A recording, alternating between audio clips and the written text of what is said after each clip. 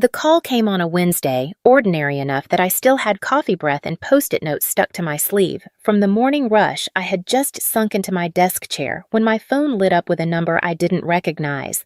No caller ID, no reason to answer. But I did. Hello. Is this Nora Delaney? I hesitated. Yes. This is Charles with Liberty National Bank. We're calling regarding your mortgage balance of $523,000. We've sent several notices, but I don't have a mortgage. I said, my voice sharper than I meant it to be. You must have the wrong person. A pause. Ma'am, the file we're reviewing shows your name. Date of birth and social security number. You're listed as the primary borrower. The loan was opened 3 years ago. 3 years. My mind stopped. That was the year Madeline, my younger sister, started talking about buying a house. She'd called it her fresh start, said she wanted something big enough for a family. I remembered her waving Pinterest photos across the dinner table, laughing about credit scores like they were bad jokes, Mom said. We'll figure something out. Family always finds a way, but not this way. I ended the call politely somehow and sat staring at nothing for a full minute. The hum of my laptop fan filled the silence. My palms were damp, my mouth was dry. I told myself it had to be a mistake, some kind of mix-up, a typo, maybe someone with the same name in the same state, but my gut didn't believe it. I tore through the drawer beside my bed, digging past old pay stubs and birthday cards. I found the last letter I'd gotten from Liberty, a generic flyer tossed months ago. I didn't think anything of it at the time. Now, it felt like a warning I hadn't understood. I sat on the floor of my apartment surrounded by envelopes and loose sheets, staring down at my life in pieces. I had no property, no car loan, no joint anything. My finances were simple by design, and yet someone had signed me into $500,000 of debt, and not just someone. There was only one group of people who had my full legal name, my social. My signature on paper from years of helping them fill out FAFSA forms and doctor paperwork and bank applications. My family. The thought formed before I could stop it. I didn't want to believe it. But some betrayals don't kick the door in, they just quietly turn the lock behind you. I didn't sleep that night. I lay in bed, staring at the ceiling, tracing the same thought over and over. If they had asked, would I have said yes? I didn't think so. But that wasn't the point. They never gave me the chance. By morning, I had stopped pretending it was a mistake. The pieces fit too well, the timing, the language, the silence. Madeline had been talking about her dream house just months before that mortgage date. A wraparound porch, a finished basement room for future possibilities. She was between jobs back then. Her credit was shot, but our mother said not to worry. Maddie always finds a way. Apparently, I was the way. I started pulling old documents from my file cabinet things I hadn't touched in years, old tax forms, social security copies, insurance policies I'd co-signed when Mom had surgery. There in my own handwriting were the keys to the kingdom. Everything someone would need to impersonate me, and I had handed them over piece by piece because I was the responsible one. The fixer, the quiet daughter who didn't make waves. I thought about the way my mother used to say it almost proudly. Nora doesn't need help. She's strong. She figures things out. That was always the trade-off Madeline got. Grace. I got silence. Growing up, it was little things. She'd forget to clean up, and it was, she's going through a phase. I'd forget, and it was, you know better. Nora, she'd crash her car, and Dad would say, that's what insurance is for. I'd ask for a used laptop, and Mom would remind me. We're not made of money. They didn't hate me. That would have been easier. They just didn't see me as someone who could break. And maybe that's why they thought it was fine signing my name, taking my credit, folding me into a lie that could have ruined my life. Maybe to them, I was strong enough to carry it, but underneath that calm exterior, something had shifted. Not rage, not revenge, clarity. I opened my laptop and requested the loan documents from the bank. The woman on the phone sounded polite, efficient, unaware that her PDF would change everything. When it arrived, I stared at the screen.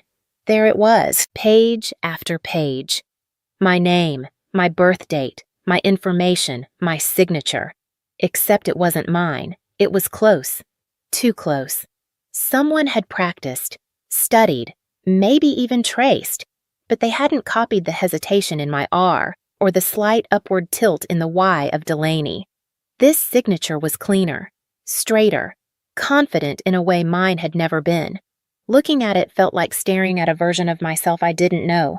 A forgery that fooled the world, but not me. And the scariest part, I knew exactly who had written it. I didn't call them. I didn't text Madeline or send some shaking paragraph to my parents asking how they could do this. I didn't scream or demand, I just started collecting. Every copy of every document that tied me to them. Tax returns, medical authorizations, school loan forms I had co-signed when Dad lost his job. I went back nearly 10 years, folder by folder, building a quiet paper trail. There were so many signatures, so many little moments where I had said yes out of duty, out of love, out of habit. I had said yes when no one even asked. One by one, I printed my own records, credit reports, identity protection logs, a list of accounts under my name. I'd never owned a property, but here it was. Liberty National's full mortgage package with my name on the dotted line. Notarized, legally binding, signed, sealed, and stolen. For a while, I kept all of it on my kitchen table sorted in neat piles like I was prepping for a school project. But this wasn't school, this was survival. A friend from work, Sloan, noticed something was off. She caught me staring too long at nothing during lunch and pulled me aside. "You look like you're holding your breath," she said. I told her everything. I don't know why. Maybe because she was one of the only people who ever called to ask how are you and meant it. She didn't try to comfort me, just pulled out her phone and said, "Call this guy, he's smart, doesn't flinch at family messes." That's how I met Mr. Whitaker. He was older, ex-military maybe, with the kind of voice that didn't waste syllables. I sat across from him at a small cafe 3 blocks from my apartment. No receptionist, no elevator lobby, just him, a legal pad, and a black coffee. He flipped through my stack without a word. When he finished, he closed the folder and looked me in the eye. "You understand what this is, right?" "I think so," I said. "Fraud and identity theft," he added, "at minimum." Hearing those words aloud made something tighten in my chest. I nodded. "I don't want to destroy them. I just want this undone." "You're not destroying anyone," he said. "You're reclaiming what's yours." Over the next hour, he walked me through the steps, file a police report, notify the bank in writing, submit evidence, dispute the mortgage legally, press charges if necessary. "It's going to be long," he warned, "and it's going to burn any bridge that's left." I thought about that word burn, as if the bridge was still there to begin with, as if I hadn't already been walking alone for years. When I got home, I opened an old birthday card from a box I hadn't touched since I moved in. It was from my mom. I recognized the loopy handwriting before I even read it. "Happy 28th to our steady one. We don't say it enough, but you've always been our rock, our backup plan. We're so lucky to have you, our backup plan." It was meant to be sweet, I know that now, but all I could feel was the truth behind it. They had seen me as reliable, strong, quiet, so quiet, they thought I'd never say no. But I was done. Being the plan they used when everything else failed, now I had one of my own. Sunday came fast, too fast. I stood in front of my parents' house, the one with the white shutters and cracked driveway, gripping a folder in my purse like it might burn through the leather. I hadn't said a word to them all week.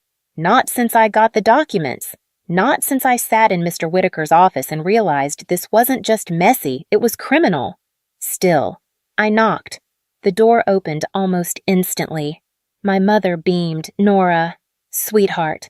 I was just about to pull the roast out of the oven, like nothing had happened. I stepped inside. The house smelled like lemon cleaner and onions, the same way it always had. Madeline was curled up on the couch, scrolling on her phone, an empty wine glass beside her. My father sat in his recliner watching a football game, like the world hadn't shifted. No one looked at me too long. I sat quietly through dinner. Pot roast mashed potatoes, green beans with too much garlic. My mother made small talk. Madeline complained about her HOA. Dad grunted at the TV. I waited. After the dishes were cleared, I spoke. "Hey, quick, question." 3 pairs of eyes turned toward me. Mild curiosity. No tension. Just another one of Nora's practical inquiries, probably about insurance or tires. "Does anyone know anything about a mortgage with my name on it?" Silence, the kind that makes the air heavy. Madeline's shoulders tightened. My mother's smile froze mid-expression. My father cleared his throat. I didn't move, didn't blink, just waited. Finally, Mom spoke, her voice soft, like we were discussing a late bill. "Oh, honey, that's just paperwork. Maddie needed help qualifying. It's not like you're paying anything." "It's family," Madeline added, eyes still fixed on the table. "You have good credit, I don't. It's not fair if you won't help." Not fair. Like I'd been selfish for asking. Like it was normal. I looked at them and the woman who raised me, the sister I used to protect from nightmares, the father who once told me I was his calm in the storm. They didn't see what they'd done as wrong. They saw it as expected. I nodded once, slow, neutral. "Thanks for explaining," I said quietly. Madeline relaxed already, back on her phone. My father reached for the remote. My mother looked relieved, like a crisis had been smoothed over. None of them saw what had shifted. They thought I was still the same. Nora. Still the quiet one. Still safe. But I hadn't come to fight. I'd come to listen, to give them a chance, and they used it to justify the lie. The next morning, I filed the police report. The officer at the station had the look of someone who'd seen too many family cases, tired, polite, careful. When I handed him the folder I'd built with Mr. Whitaker's help, he flipped through slowly, his brow tightening with every page. "You're sure you want to move forward with this?" he asked, not out of doubt but hesitation. "If I don't," I said, "they'll just keep doing it." He nodded, stamped the papers. It was official.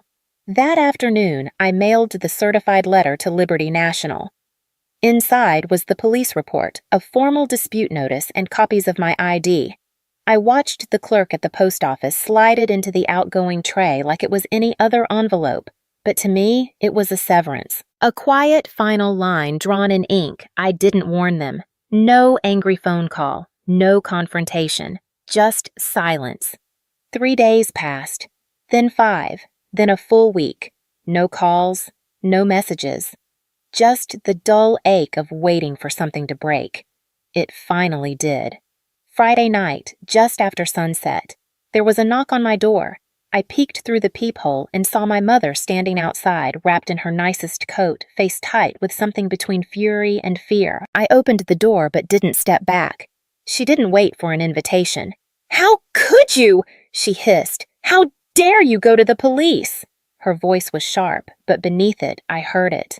The panic. Not about me, about what it meant, about exposure. I said nothing. "I trusted you to be understanding," she continued. "Madeline needed help. Family sticks together." "No," I said softly. "Family asks, they don't steal." She blinked like the words hit harder because they were so calm. "You've ruined everything," she snapped. "Do you know how this looks?" I nearly laughed, but I didn't. I didn't ruin anything, I said. I just stopped pretending it wasn't broken. She opened her mouth to argue, but I was already closing the door. The latch clicked into place with the softest sound, but to me, it felt louder than any scream that night. Madeline called 12 times, left 4 voicemails, each one angrier than the last. I deleted them without listening. The next morning, I woke to an email from Liberty National. "We have suspended the mortgage loan pending further investigation." Attached was a formal apology. They were reviewing the notary records and the signature file. My credit score was still damaged, but the unraveling had begun. I called Mr. Whitaker. "They're taking it seriously," I said. "They usually do," he replied, "when people don't yell and instead show them the truth." He was right. I hadn't shouted. I hadn't begged. I had just stood still while the truth did its work, and somehow that was enough. In the weeks that followed, the silence around me grew thicker. No more texts. No more invitations. No more guilt-laced reminders that I should be grateful for the family I had. They didn't want to fix anything. They just wanted the version of me who kept saying yes, but she was gone. Instead, I filled my weekends with things I had forgotten I liked. Walking to the farmer's market, buying flowers for my kitchen table, sitting in the quiet with a book, and no phone ringing. I didn't want revenge. Not really. I just wanted distance and peace. And for the first time, I had both. Months passed. Spring crept in quietly, trees blooming in soft pinks and yellows like the world had decided to start fresh. Whether I was ready or not, I kept my head down, answered emails from Mr. Whitaker, signed documents, checked my credit report like it was a weather forecast I didn't trust. The case was still open. The damage was still there, but something inside me had settled. I spent my weekends in motion, walking trails, trying pottery at the community center, volunteering at the library on Saturdays. Nothing dramatic, just mine, hours that belonged to no one else. One morning, I stood behind my booth at a local artisan fair, surrounded by mismatched mugs and bowls I had shaped with unsure hands. A woman picked up a piece labeled Reclamation, a cup slightly off-center, smooth in some places, imperfect in others. She turned it over in her palm. "Why that name?" I shrugged. "Because it wasn't supposed to exist, but it does." She smiled, paid in cash, and walked away. That night, I sat on my balcony with a cup of tea and the first real quiet I'd earned in years. Not the silence of being ignored, but the silence of being unclaimed. That was when I saw them. My mother, my father, and Madeline standing at the edge of the parking lot near my apartment, like they weren't sure whether to come closer or walk away. They looked smaller than I remembered. Madeline's makeup was smudged. My father's shirt was wrinkled untucked. My mother clutched her purse like it was the only solid thing she had left. I walked down the stairs slowly, not rushing, not hiding. When they saw me, they froze. "Nora," my mother started, voice trembling. "We made mistakes, but we're still family." Madeline stepped forward. "I just need help. Just for a little while. Please don't shut us out." There was no fire in me anymore, no anger, just a deep, still quiet that came from knowing they weren't here because they loved me. They were here because they needed me again. I set down my bag and looked at them. Each of them. Really looked. "I hope," I said carefully, "you one day understand what real family means." They didn't interrupt, but it's not something you can steal or fake or expect when it's convenient. I reached into my coat pocket and pulled out a manila envelope. Inside was a printed copy of the forged mortgage document, my name. Their signatures, a red stamp across the front that simply read, "Void." Tucked in behind it was something else, a birthday card from years ago, the one that said, "You've always been our backup plan." I handed the envelope to my mother. Her hands shook as she took it. "I'm not angry," I said. "Not anymore."